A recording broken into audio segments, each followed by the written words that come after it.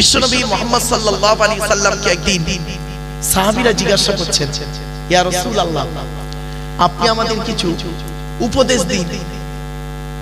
তো নবীজি বললেন, তৎক্ষণাৎ নবীজি বললেন, তোমরা আমাকে দুটো জিনিসের গ্যারান্টি দিতে পারবে? দুটো জিনিসের গ্যারান্টি। তো পেছন থেকে একজন সাহাবী বলছেন, ইয়া রাসূলুল্লাহ, দুটো জিনিসের যদি গ্যারান্টি দিই, বিনিময়ে আপনি কিছু গ্যারান্টি দেবেন? তখন নবীজি বললেন, হ্যাঁ, তোমরা যদি আমাকে দুটো জিনিসের গ্যারান্টি দাও, আমি তোমাদের জান্নাতের গ্যারান্টি দিয়ে দেবো। জোরে বলুন সুবহানাল্লাহ। সাহাবীরা বললেন, বলুন। বুখারীর হাদিস, আমার বাবার কথা নয় বাবা। নবীজি বললেন, শোনো, এক নাম্বার হলো দুই ঠোঁটের মাঝখানে এই জিভের গ্যারান্টি দাও। হারাম খাবার খাওয়া থেকে জিভটাকে ঠিক করো, বাজে ভাষা বলা থেকে জিভটাকে ঠিক করো, পরনিন্দা পরচর্চা করা থেকে জিভটাকে ঠিক করো। দুই নাম্বার, দুই রানের বীজখানে, ভাষা বুঝতে পারছেন বাপেরা, দুই রানের বীজখানে লজ্জাস্থানের গ্যারান্টি দাও। দুই ঠোঁটের মাঝখানে দুই রানের বীজখানে এই দুটো জিনিসের গ্যারান্টি তোমরা আমাকে দাও, আমি মুহাম্মদ সাল্লাল্লাহু আলাইহি ওয়াসাল্লাম আজকে তোমাদের জান্নাতের গ্যারান্টি দিয়ে দেবো। যান বাড়ি চলে যান। বাড়ি গিয়ে দেখবেন হয় ভদ্রলোকের নিচে খারাপ, নয় ভদ্রলোকের উপর খারাপ। এই জন্যই নবীজি বলেছিলেন, the messenger of Allah, peace be upon him, said, the best among those is good manner. রাসূল বলেন, তোমাদের মধ্যে উত্তম ব্যক্তি হলো ওই লোকটা যার ক্যারেক্টার, চরিত্র ভালো, ওই লোকটাই হলো উত্তম ব্যক্তি। একজন উকিল, ব্যারিস্টার, মাস্টার, ডাক্তার, মোল্লা, মলি সাহেব, পীর সাহেব, দরবেশ সাহেব, আমির সাহেব, মুফতি সাহেবের যদি চরিত্র খারাপ হয়, আর একজন টোটোওয়ালার চরিত্র যদি ভালো হয়, টোটোওয়ালাটাই হলো আল্লাহর কাছে প্রিয় ব্যক্তি। Many loss is something loss, health loss is nothing loss, but character loss is everything loss. মানুষের যদি টাকা চলে যায়, ইনকাম করলে টাকাটা আবার ফিরে আসবে। মানুষের যদি শরীর চলে যায়, ভালো মন্দ খেলে শরীরটাও ফিরে আসবে। কিন্তু বন্ধুরে, মানুষের যদি চরিত্র চলে যায়, চরিত্র কিন্তু আর ফিরে আসবে না। তাই নবী বলেছিলেন, দুই ঠোঁটের মাঝখানে দুই রানের বীজখানে। চলো একটু ধৈর্যের পরিচয় দিন বাবা। তো জলসা কমিটি হতে গেলে বা তিনটে গুণ থাকতে হবে কমসে কম।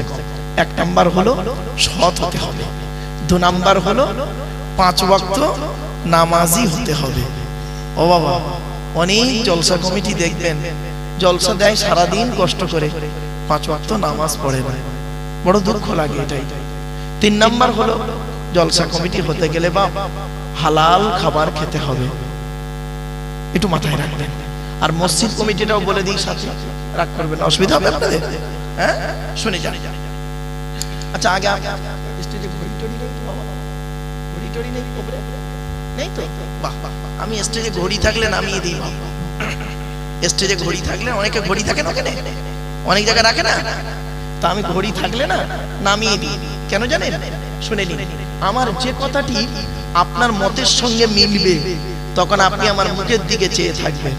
আর যে কথাটি আপনার মতের বিরুদ্ধে যাবে, তখন আপনি আমার দিকে না তাকিয়ে ঘড়ির দিকে দেখবেন। এ মাল কখন শেষ করবে বলতো? ঠিক না বেটি? এজন্য ঘড়ি আমি বন্ধ করতে চলে।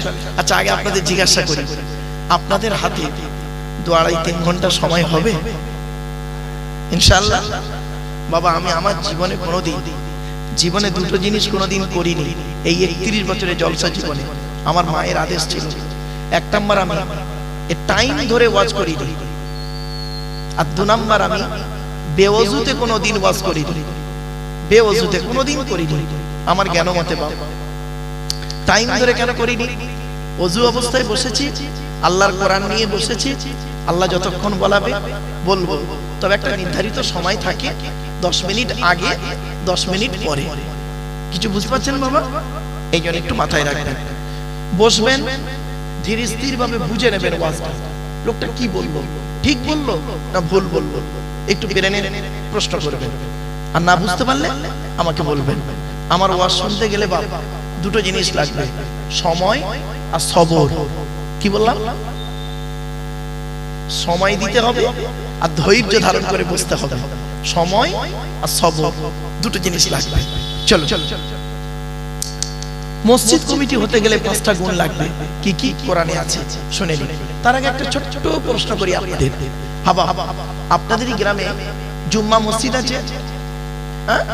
আচ্ছা আচ্ছা, জুম্মার দিনে ধরুন একজন 25 বছরের মুসলিম যুবক ছেলে, ভাষাটা ফলো করুন, 25 বছরের মুসলিম যুবক ছেলে সাদা পায়জামা পাঞ্জাবি সাদা টুপি পরে জুম্মার নামাজ জুম্মার খুতবা হচ্ছে, এমতো অবস্থায় ছেলেটি মসজিদে উঠেছে জুম্মার নামাজ পড়তে।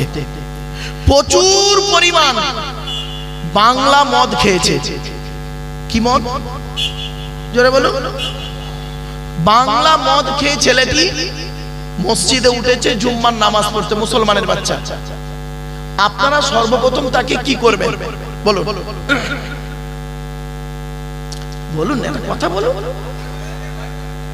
বের করে দেবেন, তাই তো? আচ্ছা, ছেলেটি বের হতে না চাইলে মেরে বের করে দেবেন, তাই তো?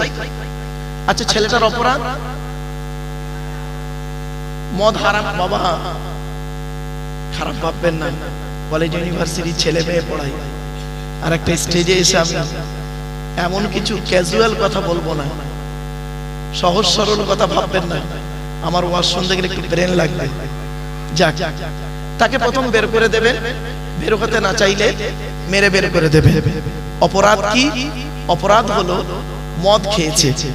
মদ হারাম খাবার, মসজিদ পবিত্র স্থান, হারাম খাবার খেয়ে পবিত্র স্থানে উঠেছে, তাই তাকে আপনারা বের করে দিলেন।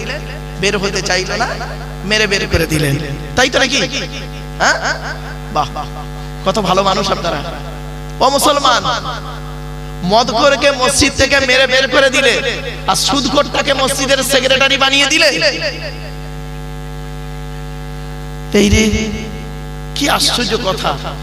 মদখোরটাকে মেরে বের করে দিলে, আর সুদখোরটাকে, জেনাখোরটাকে, জমির আলচোর, কত নোংরা লোক। ইয়াং বয়সে কটা মেন নষ্ট করেছে তার ঠিক নেই। বুড়ো বয়সে একটু দাড়িটা পেকে গেছে, 20 বছর নামাজ পড়ছে, 70 বছর বয়স, 50 বছর নামাজের ধারে বাড়ে যায়নি, তারে মসজিদের সভাপতি বানিয়ে দিলেন। কেন? কোটিপতি, তারে বানিয়েছেন সভাপতি। চলো কোরআন কি বলছে একটু দেখে নিন। কোরআনে বলা হয়েছে, কি বলছে মুরব্বি, কি বলছে? ঠিক,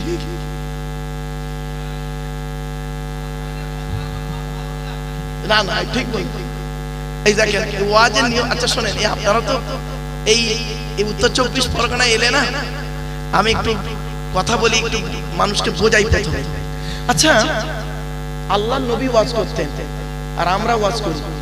আল্লাহর নবীর ওয়াজ আর আমাদের ওয়াজ আসমান জমিন তফাৎ। শুনবেন আল্লাহর নবী কিভাবে ওয়াজ করত? বুখারীর হাদিস, আব্দুল্লাহ ইবনে মাসউদ রাদিয়াল্লাহু তাআলা আনহু থেকে হাদিসটা রবায়েত। আব্দুল্লাহ ইবনে মাসউদ রাদিয়াল্লাহু তাআলা আনহু বলছেন, আল্লাহর নবী প্রতি বৃহস্পতিবার, ভালো করে শুনে নিন বাপেরা, প্রতি বৃহস্পতিবার জুম্মার প্রতি বৃহস্পতিবার রাতে ঈশার নামাজের পরে নবীজি সাহাবীদেরকে নিয়ে ওয়াজ করে শোনাতেন। নবীজির ওয়াজ কেমন ছিল? নবীজির ওয়াজ ছিল টু দি পয়েন্টের উপরে। এটা হালাল, এটা হারাম, যুক্তি তর্ক বিভিন্ন দিক থেকে বুঝিয়ে বুঝিয়ে নবীজি বলতেন। আর ওই বোঝানোর ভিতরে যদি কোনো সাহাবী বুঝতে না পারত, সঙ্গে সঙ্গে একটু হাতটা তুলতেন, হাতটা তুলতে বলতেন, তুলে বলতেন, ফাসসির বিহাদা সাদাত ইয়া রাসূলুল্লাহ, দয়া করে আপনি একটু খুলে বলবেন, লা আফহামু বিহাদা সাদাত, আমি এই ব্যাপারটা বুঝতেই পারলাম না। নবীজি কি করতেন জানেন? মুচকে হেসে সুন্দর করে তাকে বুঝিয়ে দিতেন। বুঝিয়ে দিয়ে বলতেন, আফাইনতা বিহাদা সাদাত, তুমি এটা বুঝতে পেরেছো এবার? লোকটি বুঝতে পারার পরে সাহাবী কি বলতেন? নাম ফাইনতু ইয়া রাসূলুল্লাহ, আমি বুঝতে পেরেছি। তখন নবীজি অন্য আলোচনায় যেতেন। এটা ছিল নবীর ওয়াজ। আর আমাদের ওয়াজটা কি? এই ওই ওয়াজ যদি এখন আপনাদের কাছে করি, আপনাদের এখন খারাপ লাগবে। এখন ওয়াজ হয়েছে, চিৎকার চেঁচামেচি করতে হবে, জোরে জোরে কথা বলতে হবে, বললেই হবে ওয়াজ পারফেক্ট। টেনে টেনে বলতে হবে। আসো কোরআন থেকে দলিলটা দিই, রাগ করবেন না কেউ।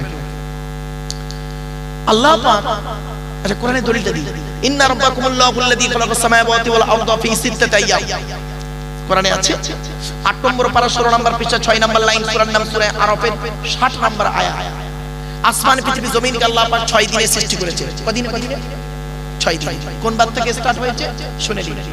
রবিবার, সোমবার, মঙ্গলবার, বুধবার, বৃহস্পতিবার, শুক্রবার, এই 6 দিনে আল্লাহ পাক আসমান পৃথিবী জমিনের গাছপালা তরুলতা পশু পাখি পাহাড় পর্বত নদ নদী সব সৃষ্টি করেছেন।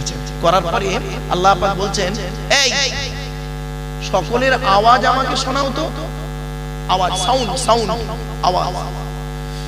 তো প্রাণীদের আওয়াজ শোনানো হলো, ঝড়ের আওয়াজ শোনানো হলো, ভূমিকম্পের আওয়াজ শোনানো হলো, বজ্রাঘাতের আওয়াজ শোনানো হলো। সব আওয়াজ বললেন আল্লাহ, ঠিক আছে। সর্বশেষে আল্লাহ পাক বললেন ফেরেশতাদেরকে, আচ্ছা আর কারোর আওয়াজ শুনতে আমার বাকি আছে? তো ফেরেশতারা একজন বললেন, হ্যাঁ একটা প্রাণীর আওয়াজ শুনতে বাকি আছে আপনার। তো বলে প্রাণীটাকে নিয়ে এসো। প্রাণীটাকে আনা হলো, রাগ করবেন না কিন্তু কেউ, হ্যাঁ প্রাণীটাকে আনা হলো। আনার পরই প্রাণীটা ডেকে উঠেছে। যেই ডেকে উঠেছে আল্লাহ বলছেন, এই এর আওয়াজটা ভালো লাগছে না, বড় কর্কশ। সেই প্রাণীটার নাম শুনবেন, কোরআনে আছে, মনে রাখবেন যতদিন বাঁচবেন দয়া করে, কোরআনে আছে।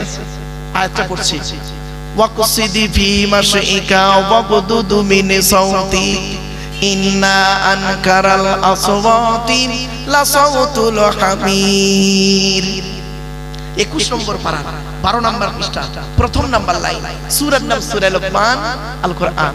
সেই প্রাণীটা হলো গাধা। কি বললাম বাবা? এই গাধার মতো চিৎকার চেঁচিমেচি করে কথা বলাটাকে আল্লাহ ঘৃণা করেন। এজন্য প্রত্যেক নবীর ভাষা কোনোদিন চিৎকার করে নয়, প্রত্যেক নবীর ভাষা ছিল টু দি পয়েন্টের উপরে। ওয়াকানা বাইনা যালিকা কওয়ামা, মধ্যবর্তী পন্থা অবলম্বন করে নবীরা কথা বলতেন। খুব জোরেও বলতেন না, আর খুব মিনমিন করেও বলতেন না। তো আমার বাপেরা, প্রত্যেক আউলিয়া ইকরামদের, প্রত্যেক আসহাব ইকরামদের, প্রত্যেক আইম্মা ইকরামদের ভাষা হলো ধীর স্থির ভাবে। আমার বাপেরা, এই আদর্শটা এখানে থাকা উচিত ছিল জলসার প্যান্ডেলে, কিন্তু এই আদর্শ এখানে নেই। কোথায় গেল জানেন? এই আদর্শটা কোথায় চলে গেল দেখবেন? এই আদর্শ চলে গেল ডিএম, এসডিও, ভিডিও, মুখ্যমন্ত্রী, গভর্নর, রাজ্যপাল, প্রধানমন্ত্রী, রাষ্ট্রপতির ঘরে চলে গেল এই পদ্ধতিটা। আপনি রাষ্ট্রপতির ঘরে যান, গিয়ে কই মেজাজ দিয়ে কথা বলুন, মারের শেষ থাকবেন, অ্যারেস্ট হয়ে যাবে। সেখানে গিয়ে কি বলতে হবে জানেন? রাষ্ট্রপতির সামনে, মে কামিং স্যার। ইসলাম এই আদর্শটা দিয়েছিল, এই আদর্শ আমরা পাঠিয়ে দিলাম ওইখানে, আর ওখানকার চেঁচামেচি গুলো আমরা আনলাম স্টেজে, জলসার প্যান্ডেলে। বাপেরা, বাড়ি থেকে ভাববেন, আমার এই ওয়াজগুলো বাড়ি থেকে ভাববেন। চলো এবার আসছি, মসজিদ কমিটি হতে গেলে বাপ 5টা গুণ থাকতে হবে। কি কি? কোরআনের দলিল, ইন্নামা ইয়ামুরু মাসাজিদাল্লাহ মান আমানা বিল্লাহ ওয়াল ইয়াউমিল আখির ওয়া আকামাস সালাহ ওয়া আতাজ যাকাত ওয়া লাম ইয়াখশা ইল্লাল্লাহ ফাআসা উলাইকা আন ইয়াকুনু মিনাল মুহতাদিন। আয়াতটা কোথায় আছে? 10 নম্বর পারা 8 নম্বর পৃষ্ঠা, একেবারে 9 নম্বর লাইন, সূরার নাম সূরা তাওবা 18 নম্বর আয়াত। আমি লাইন, পৃষ্ঠা, পারা, আয়াত সব বলে দিলাম বাবা। এর বাংলা মানেটা শুনুন। কে মসজিদ কমিটি হবে? যাদের মধ্যে এই 5টা গুণ থাকবেন তারা গিয়ে মসজিদে দা বলবেন যে আমি কমিটি হওয়ার যোগ্য ব্যক্তি। বাবা, যাদের মধ্যে এই 5টা গুণ নেই, দয়া করে মসজিদ কমিটি হতে যাবেন না। কিয়ামতের মাঠে আপনাকে ধরা হবে। খবরদার বাপেরা শুনুন। কি কি? 1 নাম্বার, মসজিদ কমিটি ওই লোকটা হবে মান আমানা বিল্লাহ, যে ব্যক্তি আল্লাহকে 100% বিশ্বাস করে। জোরে বলুন সুবহানাল্লাহ। কত পার্সেন্ট? 100% বিশ্বাস করতে হবে। 2 নাম্বার, ওয়াল ইয়াউমিল আখির, কিয়ামতকে 100% বিশ্বাস করতে হবে। 2 নাম্বার। এই দুটো জিনিস আমরা প্রত্যেকেই কিন্তু এখানে বসে বলতে পারবো আমরা আল্লাহকে 100% বিশ্বাস করি, কারণ অন্তর্যামী আল্লাহ আমি তো আর জানতে পাচ্ছি না আপনি আল্লাহকে কতটা বিশ্বাস করেন, কিয়ামতকে কতটা বিশ্বাস করেন।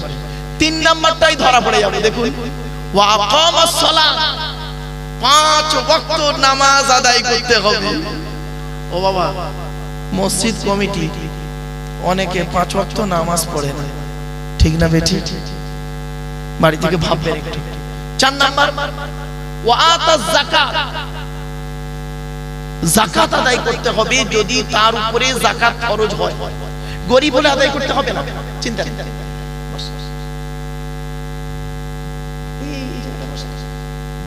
আপনি বসে বসেন না রে ভাই, কি লোক, ওই মুরব্বিকে বসিয়ে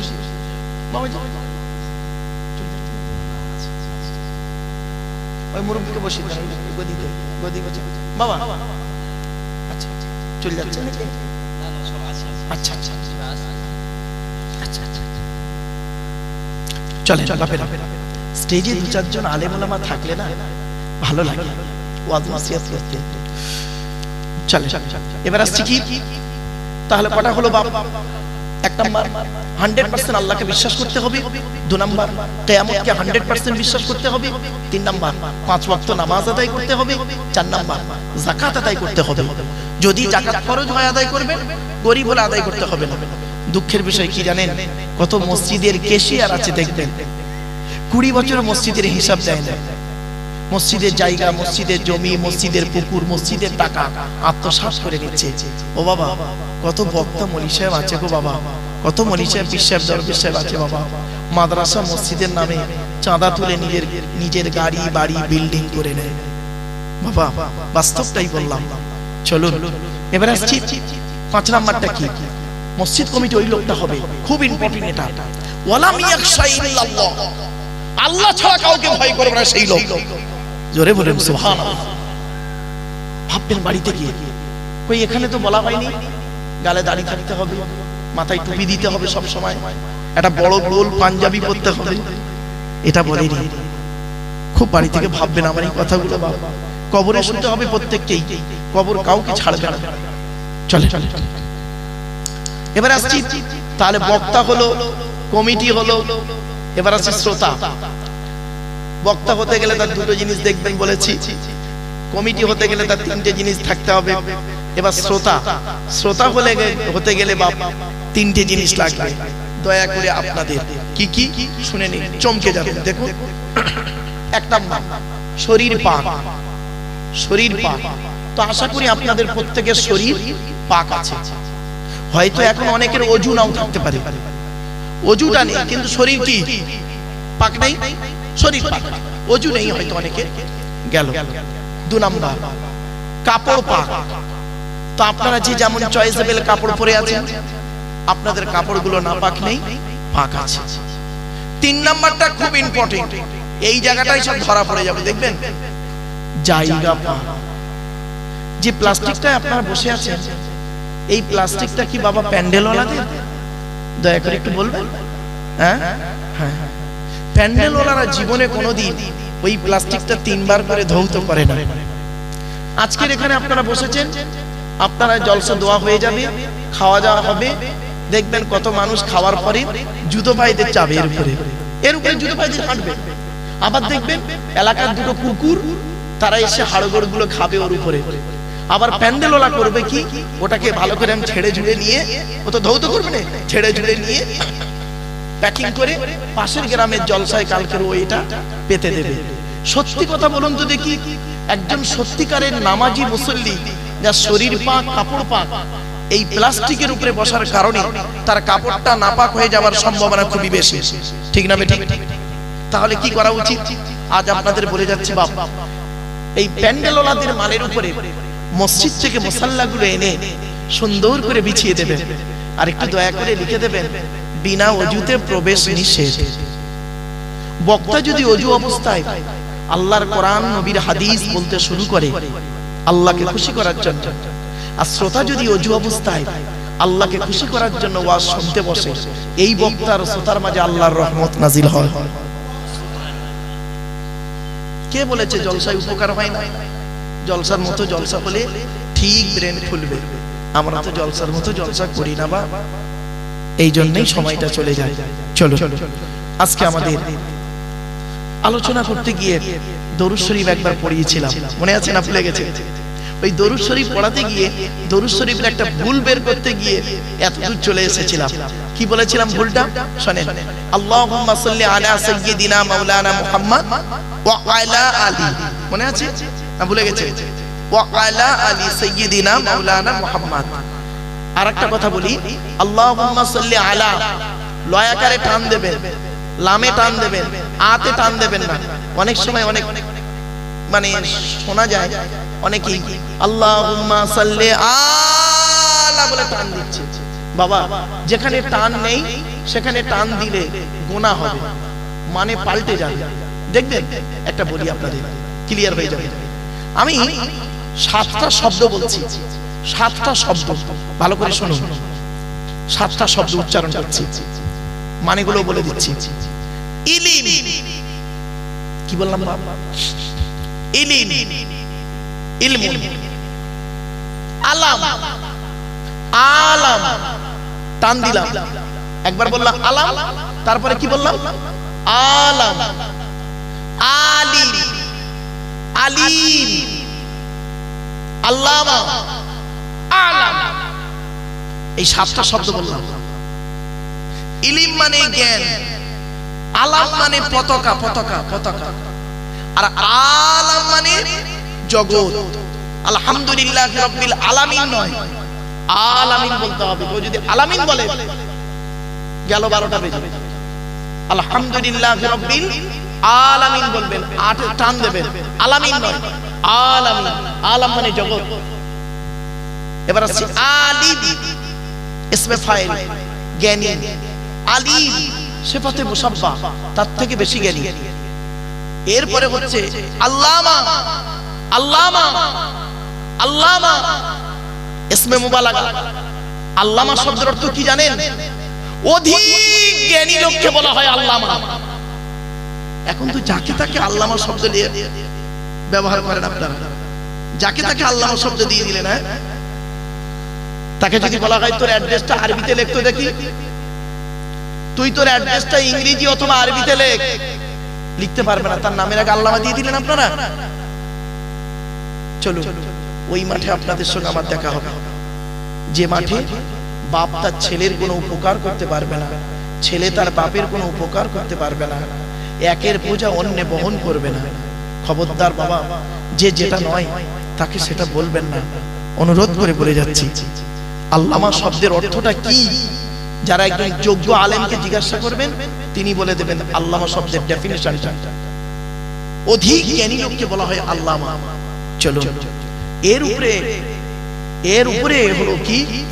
আলাম, সর্বজ্ঞানী। ওর জ্ঞানী আর পৃথিবীতে নেই, তো একমাত্র তিনি হলেন কে? আল্লাহ। আল্লাহ, আল্লাহু আ'লাম, আল্লাহ হলেন সর্বজ্ঞানী। চলো, এজন্য উচ্চারণের পার্থক্য, মানেও পার্থক্য। তো দরুদ শরীফ পড়লেন কেন আর আমি পড়লাম কেন? চলো নবীজি কি বলছে দেখি। আল্লাহ রাসূল বলছেন, মান সাল্লা আলাইহি ওয়াহিদাতান সাল্লাল্লাহু আলাইহি আশারা। আল্লাহ নবী বলেছেন, যে ব্যক্তি আমার উপরে একবার দরুদ শরীফ পাঠ করবে, নামায় আমল নামায় আল্লাহ 10টা নেকি লিখে দেবে। তাহলে এমনি এমনি পড়লাম না। আর একটা কথা বলি, যেখানেই জলসা শুনতে যাবেন, যে কোয়ালিটি কোয়ান্টিটির বক্তার বক্তব্য শুনতে যাবেন, দয়া করে আপনারা একটা জিনিসের উত্তর খুঁজে বের করবেন ওই প্যান্ডেলের ভেতরে। যদি উত্তরটা পেয়ে যান তাহলে জানবেন আপনার কষ্ট করে জলসা শুনতে আসাটা সার্থক। আর যদি উত্তরটা না পান তাহলে জানবেন এই 2-2.5-3 ঘন্টা যা বসেছি বেকার। উত্তরটা কি শুনে নিন। কেন? কি বললাম বাবা? জোরে বলে কেন? কেন উত্তর খুঁজবেন জলসা শুনতে এসে? মাথায় টুপি দিয়েছে কেন? গালে দাড়ি রেখেছেন কেন? গরু হলো 4 পায়ে, শুকুর হলো 4 পায়ে। মুসলমান গরুর গোশত খায়, শুকুরের গোশত খায় না কেন? কেন কোরআনে লেখা হলো শুকুর হারাম? মদ আর মধু, মদটা কেন হারাম, মধুটা কেন হালাল। আপনি পেশাব ফেললেন এক জায়গা থেকে, পায়খানা ফেললেন আর এক জায়গা থেকে, ওই জায়গাটাই 3 বার করে ধুয়ে নিলেই তো ঝামেলা মিটে যেত। ইসলামে কেন বলা হলো ওযু করতে গেলে মুখ ধুতে হবে, হাত ধুতে হবে, পা ধুতে হবে? এর সঙ্গে এর কিসের সম্পর্ক?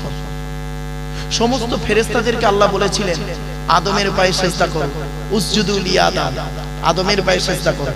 সমস্ত ফেরেশতারা করলো, ইল্লা ইবলিস, ইবলিস করলো না।